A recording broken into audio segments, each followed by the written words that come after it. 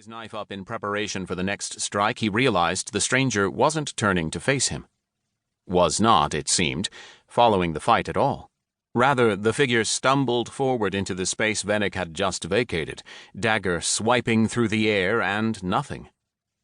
Blind or just stupid? Didn't matter. Venick knew an opening when he saw one, and he wasn't about to let it go to waste. He flipped his grip on his knife, drew the green glass overhead. His eyes had adjusted enough by then to make out the shape of his attacker, the slender build, the long slope of each shoulder. Venick watched the elf. Was it an elf? Stagger another step forward, his feet tangling in Venick's bedroll. Venick brought his weapon down. The elf spun at the last second, lifting his arm to block the blow. No shield, no gloves or greaves, just a pale hand jutting between them. Stupid, then. Venick heard more than saw his own knife whistle through the air, the snip as it pierced the elf's outstretched wrist. He expected his attacker to cry and jerk back, had planned to use that opening to step in closer, jab his blade into the stranger's throat. Only the elf didn't recoil. Didn't react in any way, like Venick hadn't just sunk his weapon into flesh, like he hadn't delivered a wound that would leave anyone reeling. Venick's mind was slow. He'd been acting, reacting, adrenaline overriding his ability to think. By the time his brain caught up with the rest of him, the thought was already there, waiting like a stage actor behind the curtain. This wasn't right. None of it was. The stranger in his tent, the absence of his guard, the odd, ineffectual fighting. That's when Venick noticed the stench. It was subtle, an acrid mix of foul breath and rot. Again, Venick's mind was slow. It strained, pulled against the end of its own chain, metal rattling.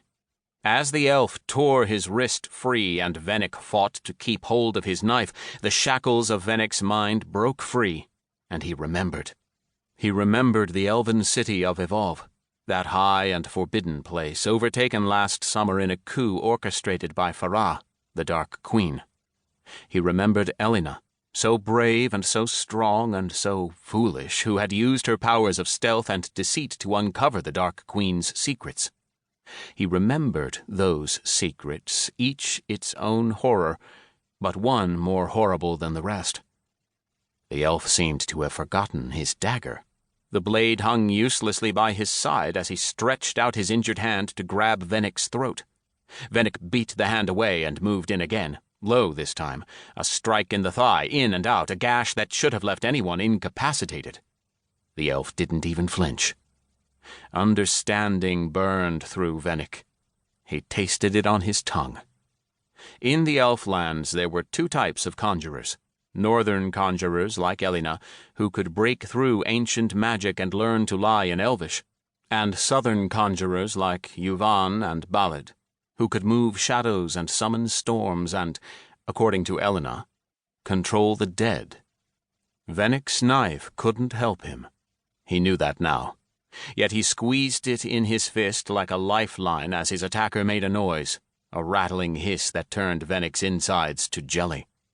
The figure took another step forward, and for the first time Venick caught a real glimpse of its face, the hollows where cheeks should have been, the blank white eyes. Venick's heart was wild, his breath raked up his throat. He hefted his foot and kicked.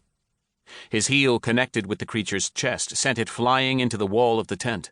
The canvas collapsed over both of them, and for a moment Venick's panic sealed over.